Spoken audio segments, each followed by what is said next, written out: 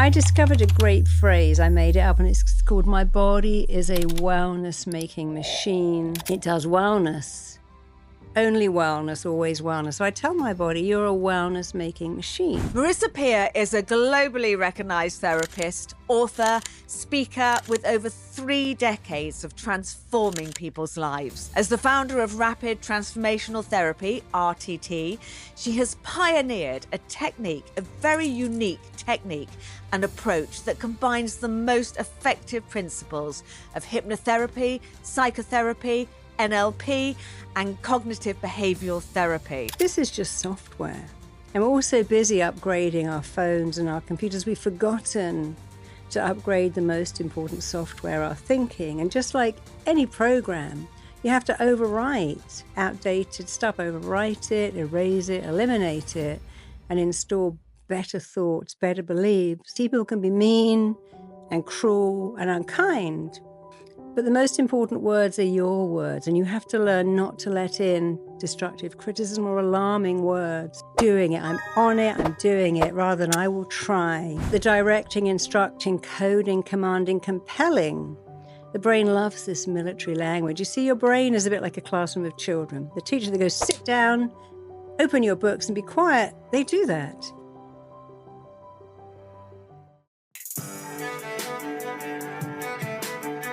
Welcome to The Wellness Way with me, Philly J. Lay, a layperson's guide to your natural health systems, your very own NHS. Hello, lovely people, and welcome to another episode of The Wellness Way. Sometimes people just pop into your life and you don't know where they come from. You don't necessarily know what they do, but you listen to them and you know that the universe has brought them to you for a reason. For those of you who are new to the podcast and don't know me, I'm Philly. And in my youth, I trained as a classical dancer. And in the art of classical ballet, you are never enough. This stayed with me and affected me for my whole life until I found my next guest on YouTube.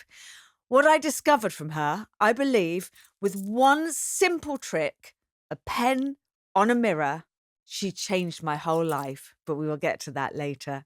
Marisa Peer is a globally recognised therapist, author, speaker with over 3 decades of transforming people's lives. As the founder of Rapid Transformational Therapy, RTT, she has pioneered a very unique technique and approach that combines the most effective principles of hypnotherapy, psychotherapy, NLP, and cognitive behavioural therapy. Ladies and gentlemen, welcome to the amazing, the one and only Marisa Peer. Marisa, thank you so much for coming on the show. Well, thank you for inviting me. So, right, I want to start with your background because you are an extraordinary woman, but you came from quite a normal background, really, and you went on to be a nanny for some children. And tell us a little bit about your background. So my background, I was born to a very academic father, a very beautiful mother who had nothing in common. I still don't know why they ever got married. But my father was a head teacher. He was wonderful at his job. And he used to say to me, I want you to imagine every child has a sign on their head saying, please make me feel important. Please make me feel I matter. So I saw the difference he made him. And he always believed that you're here on the planet to make a difference, help people. He was very good at that. But what I saw was how deeply fulfilled he was. My mother didn't work and she was unfulfilled, but my father wanted to help people. And so I realized very early on that helping people is what makes you happy. It gives you meaning. When my father died, he said, I've had a wonderful life. And he was very fulfilled. So I wanted a career like that. And I thought I would be a teacher. And I thought I would be a child psychologist. So I went to teacher training college first. Didn't really like it. I think I was just too young. I was 19 or 20 in Newcastle. And by a fluke, I ended up leaving England, going to California and teaching aerobics for Jane Fonda, which was much more fun. And I loved that world. But Jane would be the first to admit that almost everyone working there had an eating disorder. They were anorexic, bulimic. Most of the people attending had an eating disorder. So we had bulimics, anorexics, orthorexics, exercise compulsives, you name it. And I remember thinking, oh, this is crazy. These are mental illnesses that we're trying to cure with aerobics and weightlifting. And I found this genius man called Gil Boyne, who was a hypnotist. And I thought, you know what? This is a great thing. I could train in hypnosis, teach these people all day aerobics, and at night do hypnotherapy for the eating disorders. And that's exactly what I did. I saw an opportunity. It was a good opportunity. And I did that for a while. In fact, what happened is I got so busy with the hypnosis, I had to reluctantly give up the aerobic classes. I just couldn't manage them all. So I was living in LA, living in Hollywood. And a lot of people would ask me to go on shows like I'm a Celebrity, Get Me Out of Here, or Celebrity Big Brother. And so I started doing therapy on camera. And my career just took off. And ever since then, I'm still a therapist. I still work on television shows. I'm writing my 9th book now.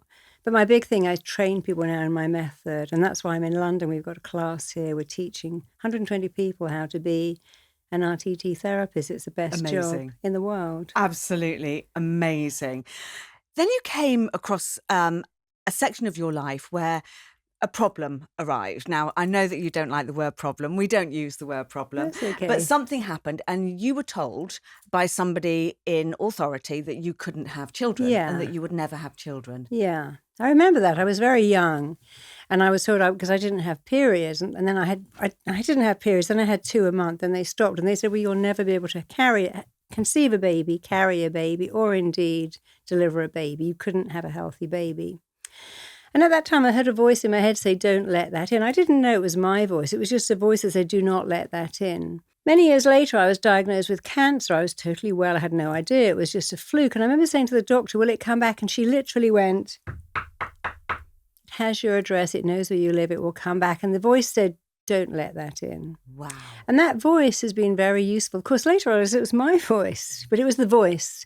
So when I was told I wouldn't have a baby, when I was told cancer would come back and there was nothing I could do about it, the ability to not let it in has changed my entire life. It's one of the things I teach in RTT. People can be mean and cruel and unkind, but the most important words are your words, and you have to learn not to let in destructive criticism or alarming words. So, yeah, in the trajectory of my life, voice has made a huge difference. Do you think that the periods, kind of not having periods and then having, 2 in a month, do you think that was connected with all the exercise of course that you were it was, doing with yeah. Jane Fonda? When I worked for Jane, all the trainers, more or less, most of them lived on diet yogurt, diet oatmeal, diet hot chocolate. We didn't eat anything.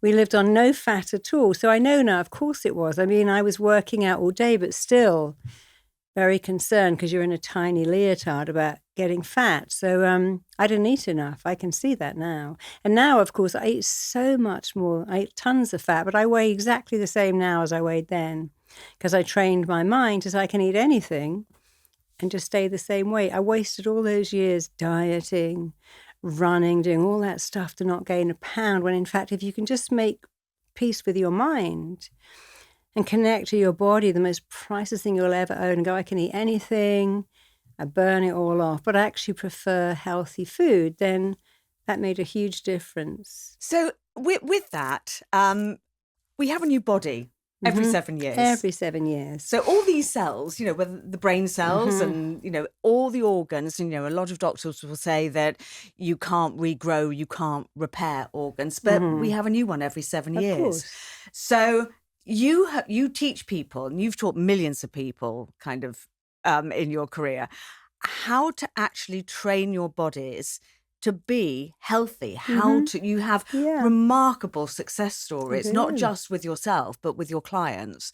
And, you've worked with royalty and, anybody that's anybody sees Marisa Peer. How do you do that? How do you let that voice shape your life? Well, you have to understand just a few things. First of all, the mind only responds to words that make a picture. And it only responds to images. If you say, every day and every day I'm getting better and better, that doesn't make a picture. If you say, my immune system is outstanding, my metabolic rate is perfect, my lung capacity is phenomenal, that makes a very clear picture for the mind to go towards. If you say, I'm not bad, I'm okay, I'm all right, there isn't really a picture. So You've got to work with your mind. It responds to words that are vivid. You want to excite your mind with vivid pictures. If you say, I want attention, you see, what for? You could have explosive gas and get attention, but I'm sure you don't want that. So you have to say, I want attention for being smart or lovable or magnetically gorgeous or kind, whatever it is you want. So make sure the pictures are make sure that the mind can't get it wrong. If I say I want love, well, how long? An hour or for the rest of my life? You've got to be specific. I want more money.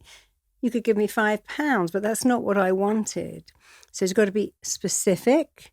You've got to use very clear, exciting words, and then put words in front of words. I'm amazingly happy. I'm wildly successful. I'm magnetically lovable. So layer it.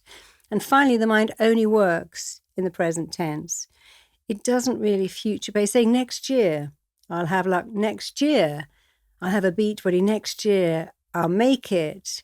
The mind doesn't know what it is. So you have to add right now, this minute, even if it's not true. When I got run over 2 years ago and I was again commanding my leg to heal, I had to say my left foot is becoming just like my right foot right now, which wasn't true because it wasn't. But I couldn't say in 6 months my left foot will be better, because the brain doesn't know that. It also doesn't register don't, not, or maybe. So don't think of Cadbury's chocolate in a purple wrapping as exactly think of Cadbury's chocolate.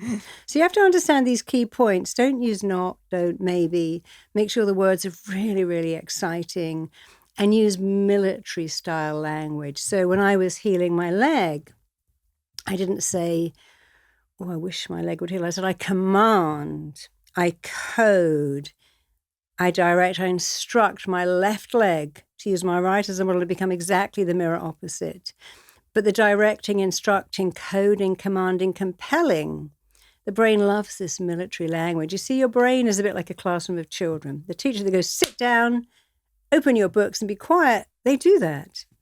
But the teacher goes, oh, would you please sit down and could you please stop being noisy? Doesn't really get the same response. So you have to command the body. You know, this is just software. And we're also busy upgrading our phones and our computers. We've forgotten to upgrade the most important software, our thinking. And just like any program, you have to overwrite outdated stuff, overwrite it, erase it, eliminate it, and install better thoughts, better beliefs, and most of all, better words. Your words shape your reality. If you don't like your reality, go back and change your words. I'm always getting ghosted. I can't find love. Say I'm magnetically lovable.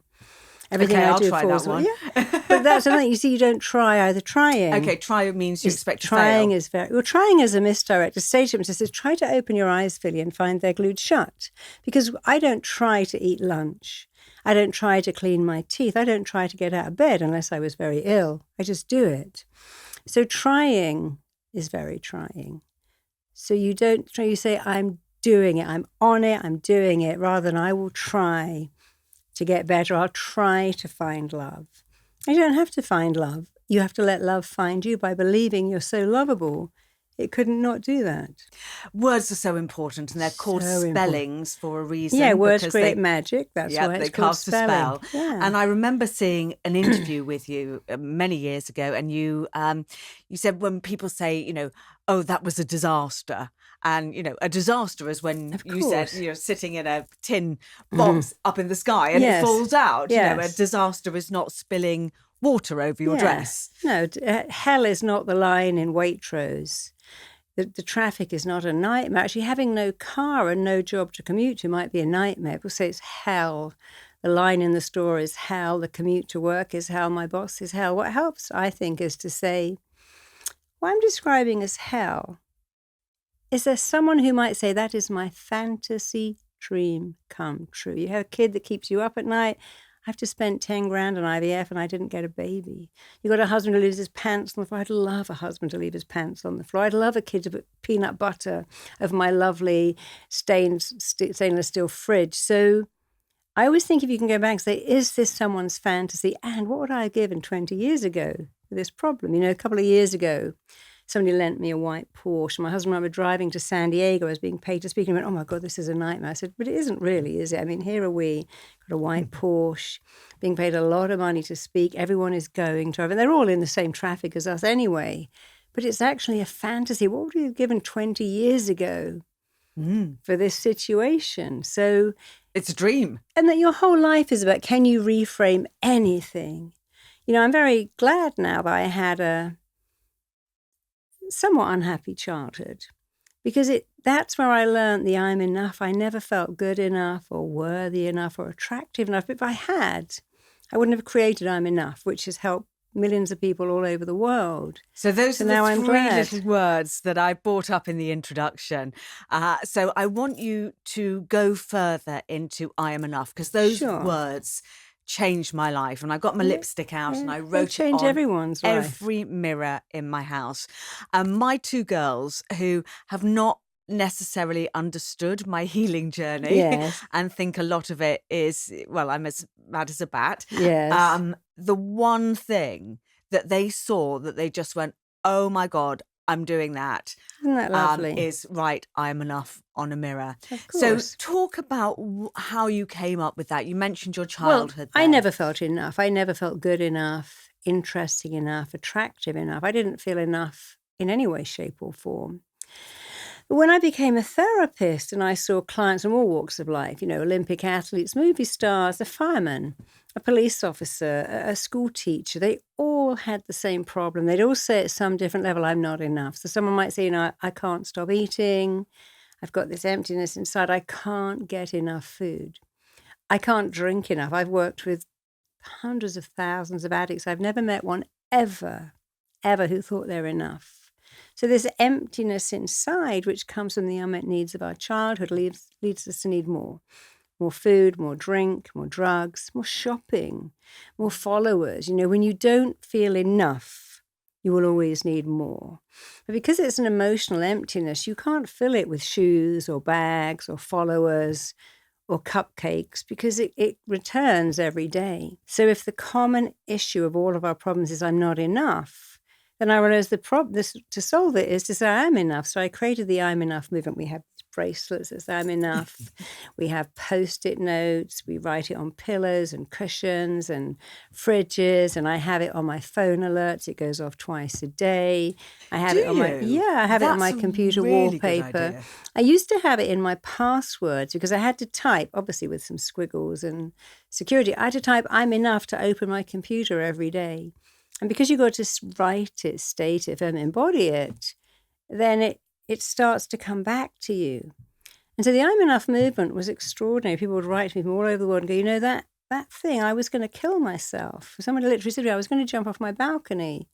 Just wanted to make sure I would die and not be disabled. But then I heard you speak, and the whole idealizing suicides went away. Kids who were bullied said, you know, the bully did your program and they stopped bullying me.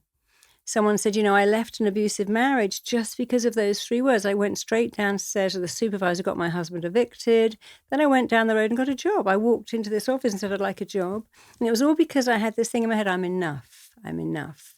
And of course, the truth is, of course you're enough. No baby is born saying, don't look at me. I got fat legs here, no teeth, wonky eyes, I'm not enough. We're all born certain we're enough. So the question is, where does it go? And Well, what we're all makes born it go? perfect, aren't we? We are. Yeah, babies have no idea they're not. But it's the comparison that really gets you very quickly and schools do that. They do streaming, which I think is a terrible thing. Parents start to compare. Now you have social media where always being compared to somebody. And it kind of chips away at your enoughness. But the good news is you were born with it. You haven't really lost it. You've buried it. And you can reactivate and recreate and regenerate enoughness, and it will stay with you forever because, of course, you're enough. How could you not be? It's just so perfect that there was another perfect thing that I heard you do that I loved. I'm sounding like a real fangirl here. I'm That's sorry, I okay. can't help myself. But with your daughter, Yes. so you went on, having been told you couldn't have a Oh, child, yes. you went on to have an amazing daughter. I do. You just blocked it out of your mind that you couldn't conceive, and you had your daughter. And you have this little... you had this line that you always said to her when she was kind of going out or going off Yes. to school or anything. And then she'd come back because the rest of us would go, what have you forgotten? Yeah. And you never said that to her, No, I did said, what you? have you remembered? We'd get to the car and she'd go, oh, like, what have you remembered? She goes, I've remembered my lunch, my swimming costume, my book. And I'd always say, that's good. Your brain is so clever, it reminds you. I never said, oh, God, here we go. Every time we get to the car. I used to do it with my husband too, and he loved that because he also was a bit forgetful. I said, what have you remembered? And if you keep saying, what have I remembered? You're telling yourself something. I remember. I may get to the door, but I remember, not I forget. Because again, here's a reframe. I remember. Both my daughter and husband have actually got great memories now because they do that thing, what have I remembered? So you just have to reframe everything. You're not nervous, you're excited. It is exactly the same to the body. You're not panicked, you're super calm. You're not in a mess, you're ready. You're not, what the reframe I love the most is to say the best you can ever be in your life is a flawed person, having a flawed relationship with a flawed person. I call that being flawsome. Being flawsome is a wonderful thing because my clients who try to be perfect are without exception the unhappiest and the loneliest, because the basis of all friendship is I choose people who share my vulnerabilities, and so do you, and so does everyone listening. We choose people who share our vulnerabilities.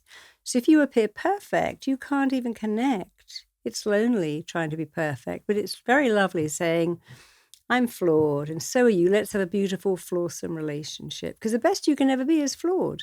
And everyone else is flawed, and that's a wonderful thing. Imagine if you were a perfect parent.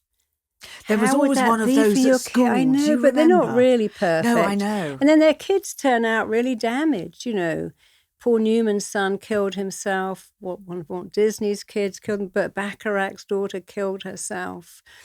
If your parents appear to be perfect, that's a terrible thing. But if you go, oh, they're flawed, and I can also be flawed, that's a wonderful thing. Yeah, that is.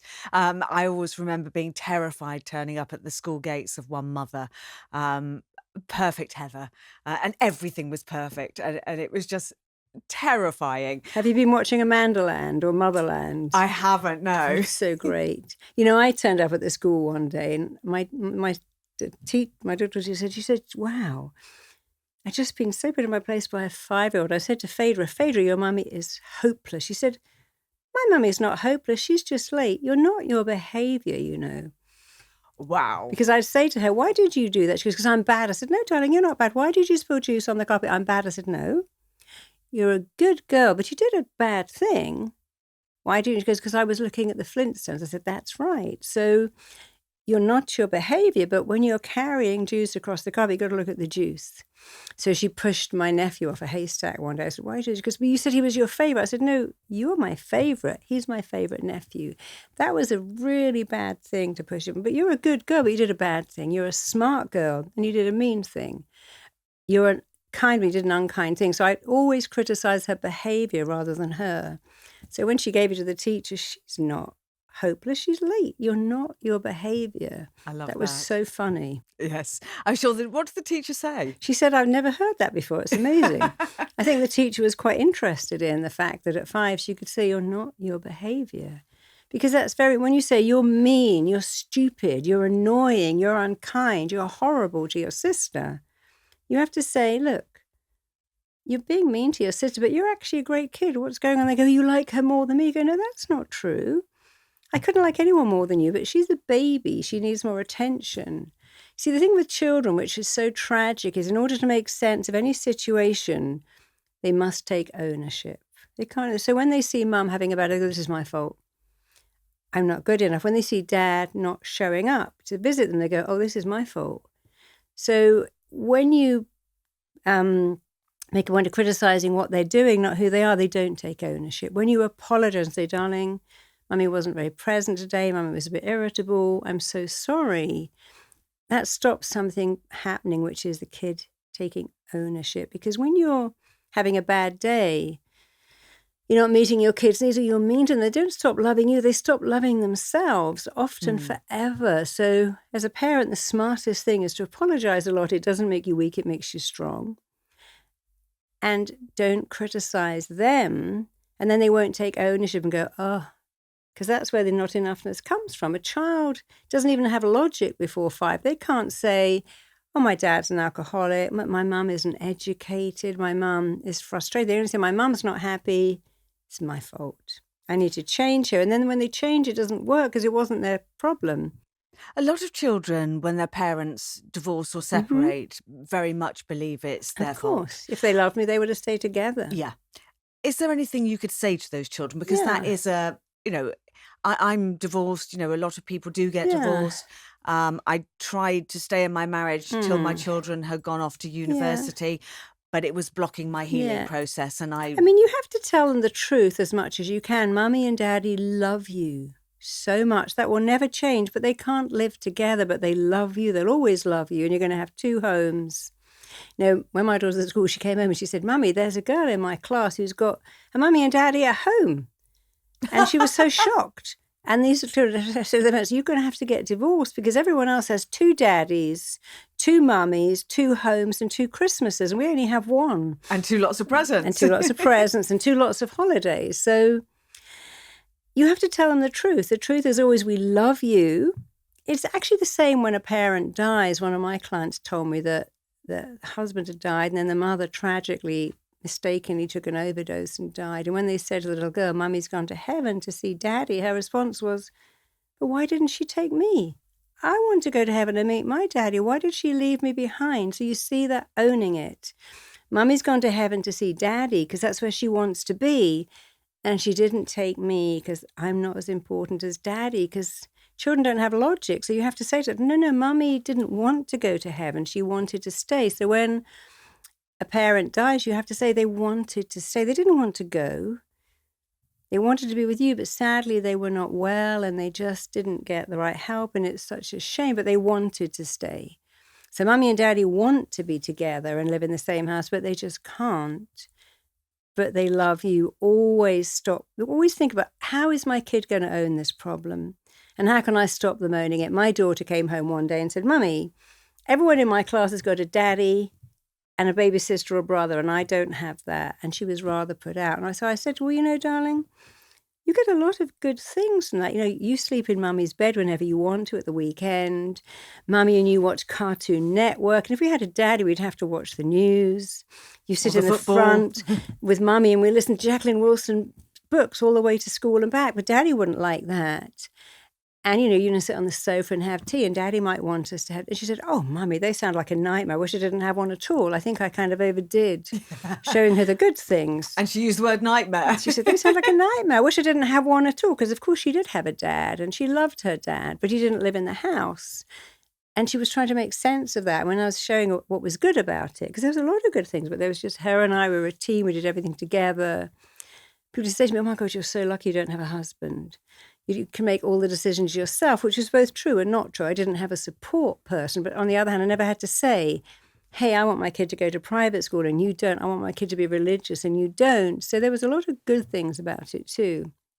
Yes, no, I had to share a lot of decisions for my children, which in hindsight, I would completely change now. Yeah. Certainly medical decisions that I would have changed. But, hindsight is a wonderful thing. And, you just have to do... There are people who've come from two parents who've been to do a great job, who are very damaged, and others who say, well, look at Oprah Winfrey, Wayne Dyer, Louise Hay, Tony Robbins, all came from extremely dysfunctional families, but look what they did. They used that to help other people. Nigella Lawson says something, and I've said, I've seen people ruined by a happy childhood. Nothing was ever as good again. She said, for me, it was so bad. Nothing could ever be as bad again. What a reframe. It's so good. Everything's disappointing. It's so bad. It can only get better. So you can reframe anything if you want to. It always works. I want to talk now about your healing journey. So we spoke about the fact that you were able to have a child, and you mentioned earlier your accident, which was a bit weird, I thought. Very weird. Being run over, you mean? Yeah, being run over, but at the Portobello Market. Which is shut to traffic. Yeah. Yeah. How did that happen? Well, it was 4:00. The market starts to close in the winter. It's dark. And they have barriers up. You're not allowed to drive down there. But one of the stallholders decided to drive down there and pack up his stall. And he obviously didn't see me because he hit me in the back. So he'd obviously gone past me. I think he must have hit me in the back with his wing mirror. But because he kept going, I fell and went under the car. And of course, he drove off. He didn't stop. He didn't get very far because it's full of people. And people ran after him and banged on the car. And back he came. But that was a reframe because I was so upset that he drove off. I figured he probably did know he'd run over me. But he kept going. But my doctor said, you're so lucky he drove off. If he'd stopped on your leg, you could have lost your entire leg. So now I thought, well, that's a reframe. That is a reframe. What a stroke of luck that there was a hit and run, that he tried to get away because he kept going, which meant he did less damage to my foot than if he'd stopped, because it was a big 4-wheel drive on my leg. So... And so your leg was completely, it was shattered, yeah, wasn't in 16 it? places, yeah. 16 places. Yeah. So that's a lot of shattering. Yeah. And what was the prognosis of that with the doctors? Well, I went to hospital, and then, they had 86 people in front of me waiting for orthopedic surgery. Luckily, I had insurance, so I got moved to a private hospital, found this amazing doctor. He did a wonderful work of putting my leg back together. I had to have 3 different... They thought I'd have to have about 5 surgeries. They thought I'd have to have a skin graft. But when they told me all this terrible news, and that the voice again, when they said, look, you're going to have a skin graft, the skin is dying, might have a limp forever, one leg could be shorter, you'll never wear heels again. I remember thinking, again, I'm not letting any of that in. You can fix my leg, but how it works out is up to me. And so I began this command therapy, commanding my leg to get better, imagining myself running and jumping. I was very active. I used to paddleboard every day. You call it DIC, don't DIC, you? yeah. Direct, instruct, code, command, compel, and condition your body to go back and heal perfectly. And that's what you did with your foot? Every day I just say I direct, instruct, code, and compel my left foot to heal perfectly. And my doctor said, it's not the bones, it's the ligaments. They have to knit together. So I'd imagine the ligaments knitting together. And I say the ligaments are knitting. And it's not really hard. You're saying a word, and words have energy. People say, isn't this... No, it's quantum physics. Quantum physics says, I can change my energy body. I could even change yours. And quantum physics is the most reliable science in the world, but it says we all matter. And words have energy, actions have energy, thoughts have energy. So when I would say I direct my left foot to heal, I direct the ligaments knit together, that wasn't woo, that was quantum physics in action. I thought it, I saw it, I believed it. And of course it happened really quickly. In fact, I just thought I'd bounce back. I did start to walk very quickly. It took me quite a long time, though, to get back into footwear. My doctor said I can never actually run now because I've got no liquid between the ligaments, so I can't run or play tennis. But it's not the end of the world. I can do everything else. But they said it's going to take you 6 months before you can walk, and it only took me 6 weeks. I mean, obviously I wasn't running and jumping, but I could get around because I was so bored not getting around. But the DIC technique, direct, instruct, code, compel, condition. I was working with Vishen Lakhiani, who said, one eye was long-sighted, one was short. And he had this belief from his that intelligent men wear glasses. Every intelligent man in his family wore glasses. So he had that belief. And of course, you become your beliefs, especially as a small child. So I was doing it with him, and it completely changed his eyesight. I've done it for everything. I'm working on my eyes at the moment, but I haven't got the courage to take my glasses off. But I'm going to try this. Well, just say, I direct, instruct, code, and compel my eyesight to be perfect. I have perfect eyes, my vision's getting better. You've got to say it over and over again, and then you can break it down. I direct my vision to be perfect. I code my vision to be perfect. And you can say 50-50 or whatever it is you want. And if you know what's going on with your eyes, you do the opposite. So if someone said to me, hey, I can't conceive, my womb lining is too thin. So I direct, instruct my womb lining to be thick and perfect so that baby can bury in and attach like Velcro. So whenever you've got a diagnosis, you flip it. Someone says, hey, I've got fatty liver. We would compel and code the liver to be normal. So with any organ, you can do a bit of research. What does it look like? What should be the shape, the color, the texture, the temperature? A couple of years ago, maybe 6 years ago, and my dentist said, well, you must have a really high pain because your tooth is cracked right down to the bone. And you're going to have that tooth out and have a bone transplant. So they took the tooth out. It was a whole procedure. It cost about £2,000. And then they said, oh, actually, we can't, but the bone is so decayed that you're going to have a bone graft, I said, oh, I don't want to have that. I'm going to make the bone grow back. And he said, you probably could because he knows me. And he said, there's something called, I think it's called osteoblast. And he said, bone is actually like honeycomb. So he helped me. He said, and you can imagine little snowflakes landing on that gum, and that's how the bone grows. So I went away and I didn't really do it a lot. I just every day imagined this snowflakes of bone growing and making bone that looked honeycomb. And I'd imagine that bone was hugging that implant like a polo neck sweater. And I didn't do it a lot, but I'd think about it fleetingly and say, all the bone is growing back. That bone's going to hug that implant, because I had to get an implant like a polo neck sweater. When I went back in, I remember thinking, oh no, I haven't done it enough. I should have done it more. The appointment came. I was thinking, I should have done it more. When I went and sat in and went, wow, it's amazing. It's all come back. And he put the implant in and it was perfect. No bone graft was required. So your mind's job is to make your thoughts real. After all, if you think of something sad, don't your eyes fill up with tears? Yeah. If you think of something embarrassing, don't you go bright red? Yep, and you've talked a lot about horror movies when you're watching horror movies. Yeah, if somebody knocks on your door at 2 a.m, it's very different to 2 p.m. You think, oh my God, what's going on? If somebody follows you down the street in the dark, it's very different to someone walking behind you at 3 in the afternoon on a lovely sunny day, because you make different pictures. But we know that what we think our body makes, so it's not like it has a choice, because here's the placebo. What I think of a drug will affect me more than what is in that drug. So we know that the mind's job is to make our thoughts real. It doesn't have a choice. We're the one that has the choice. If you think, oh, that food is a bit pink, I'm going to get sick. I went out with wet hair, I'm going to get ill. My kid came home running with a runny nose, I'm going to get the same thing. Your body has no choice, but the choice is with you to say, yeah, my kid was sick, I've got a great immune system. Yeah, that food was pink, people have eaten raw food their entire life. I've got fantastic digestion. So if your mind's job is to make your thoughts real, surely your job is to think better thoughts all the time so it can make them real. Because that's all it is. If you're a man and you think of sex, you get an erection immediately, even if there's no one in the room. Yeah. And we all know that happens because even though it's not real, your body will make it real. If you watch something terrifying on television, you feel absolutely scared. Well, we have mirror neurons in us, and so we mirror whatever we're around or what we're thinking about. I want to come back to your cancer, because I know you've had cancer twice in your life.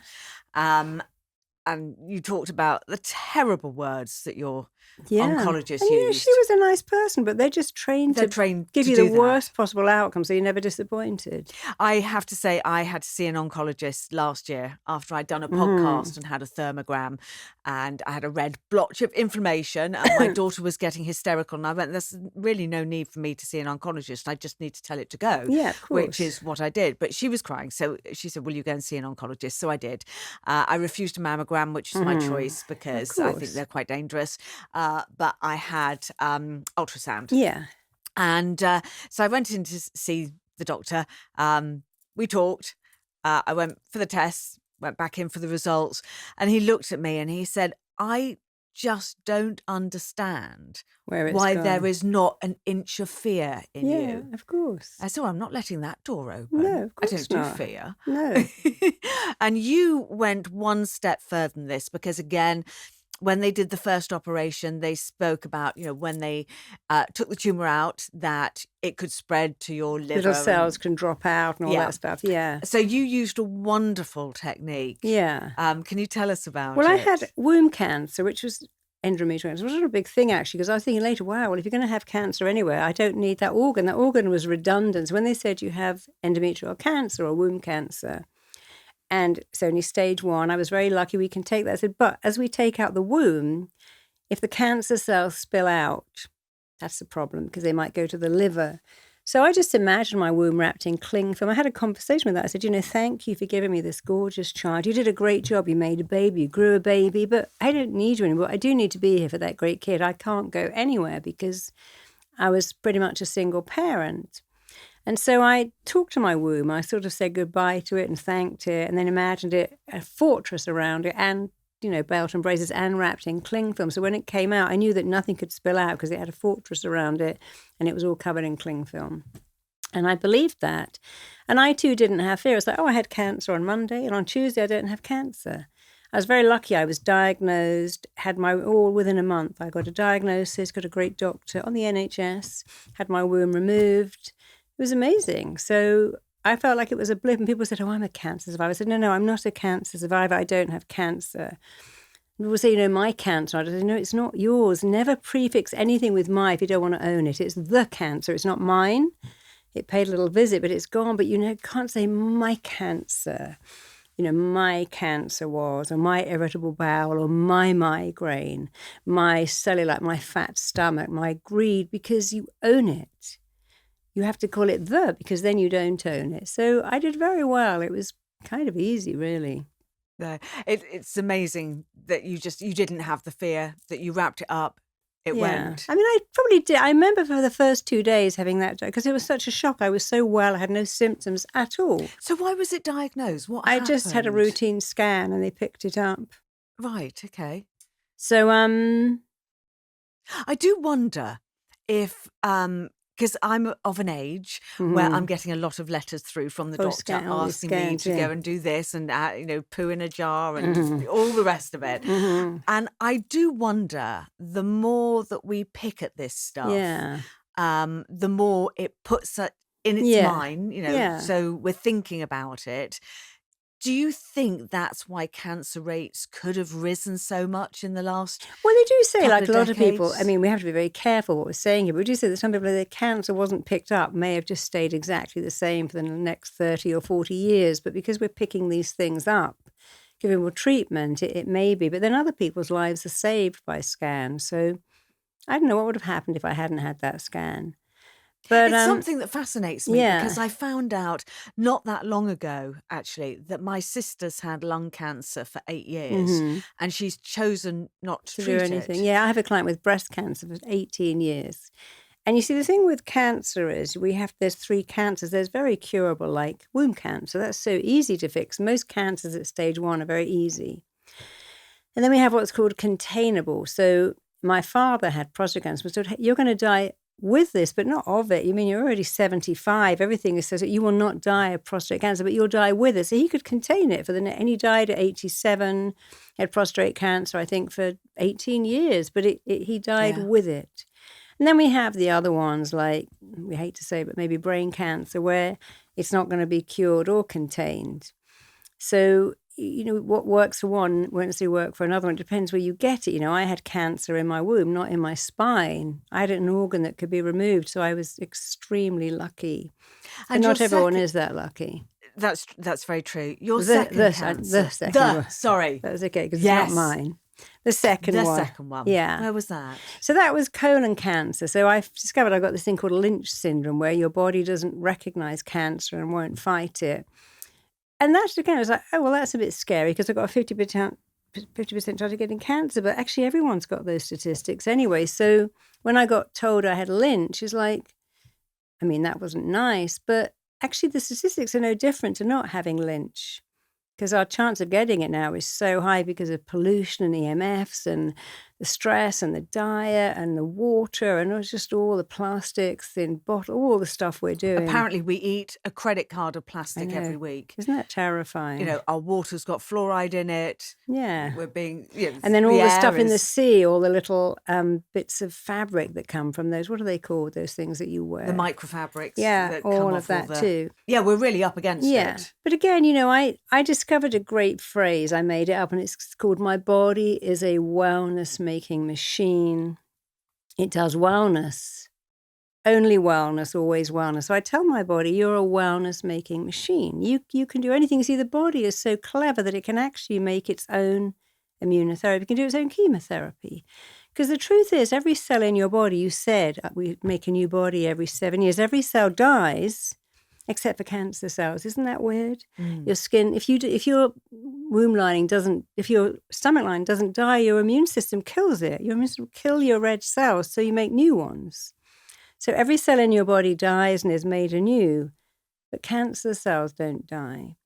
So that's the weird thing. How can you make them die? Can you go into your imagination and imagine lasering them, having a battle with a unicorn or whatever you want? Can you imagine killing them? Or can you imagine heating them up, vaporizing? Because the truth is, while you can live without cancer can't live without you. So you're going to win because it can't win.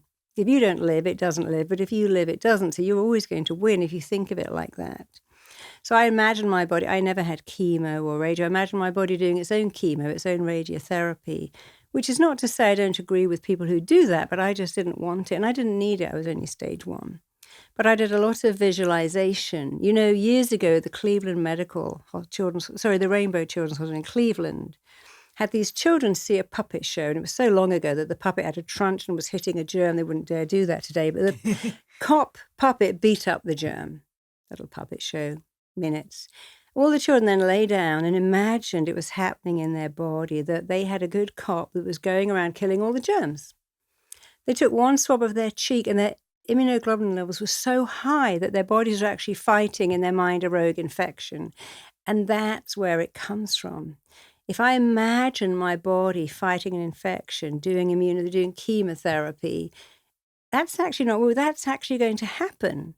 I think it, and the body must make it real, because this is the genie and your wish is its command. So I did a lot of work, but it wasn't really work.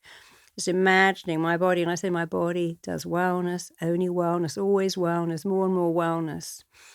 And I really think it helped me tremendously.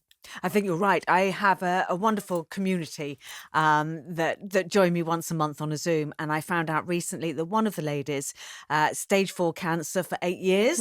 And she set herself a task that she was going to run 100 marathons. And she did. And after she'd run her 100th marathon, she then got cancer again. Isn't that interesting? Because she had that goal. You know, we know in China that after the Day of the Elderly, more people die directly after that day than before it, because they think, I'm going to hang on for that. It's like a birthday for old people. They were celebrated. One of my friends' clients was told, if you can just hang on for 10 years, the stuff we're doing with breast cancer is so revolutionary, just hold on and we can fix it. And that was 18 years ago, because she had a belief, if I can just hold on. You know, it wasn't long ago that AIDS was the death, and now it isn't. People can live with AIDS and they can live into their 80s with AIDS. So we have to be very careful when we hear a diagnosis that we don't become it. You know, doctors do great work, but we have to have agency over how we heal. What are we told? You know, when I had my baby, I never forgot. I thought I could never have a baby. So I was so happy sitting in my ward with my little baby. I was literally ecstatic. And the nurse came up and she said, here's the Kleenex. This is a postnatal depression. It's going to arrive on day 3. Not it might. It's going to arrive on day 3. And I said, I'm not having that. I'm having postnatal euphoria. And she thought I didn't understand. So she began to explain to me the hormones, you know, as you have the baby, you lose the hormones. And because they've gone, you become so depressed and the whole ward is a sea of weeping. And I had to say again, no, I'm having postnatal euphoria. That's what I've signed up. And I actually went home that night. I thought, I don't want to be around a sea of weeping. But that was so interesting that they told me to expect, they programmed me, you're going to get postnatal depression on day 3. It arrives, there's nothing you can do. You're going to get a cold, you're going to get sick, you're going to age, everything's going to fall apart. And we don't have agency to say, you know, I'm going to age on my timetable. I'm going to get well on my timetable.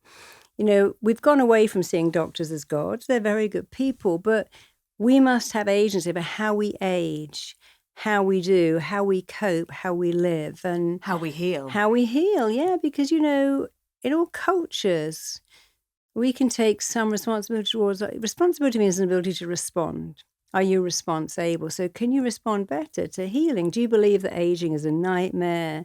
Everything falls apart. Do you say things like, well, you know, I can't remember, it's my age. You know, 2-year-olds forget everything. Go to any infant school, go to the cloakroom at the end of the term and there's a coat, a lunch bag, a pair of shoes. But we say, I can't remember, I'm so tired, it must be at my age. And we have to stop that because, you know, we can all age on our own timetable, and people who are happy on the whole and live a reasonably healthy life can control much more of how they age. I think that's beautiful. I will take that on board. And people say to me, how do you feel about aging? And I go, well, it's a gift. Not everyone has. My best friend in the whole world, who I loved so much, died 2 years ago. It was so painful. And she'll never get wrinkly knees or saggy skin. She'll never get to have grandchildren. She'll never get, you know, be old. And she would have loved to have got old. So many people say to me, you're getting old. You're a senior. And I say, well, first of all, I never use that word senior. I don't even know what it is. But secondly, not everyone has the blessing. And I've just got a little grandson and I love it. It's a wonderful thing. My best friend died of cancer, ovarian cancer.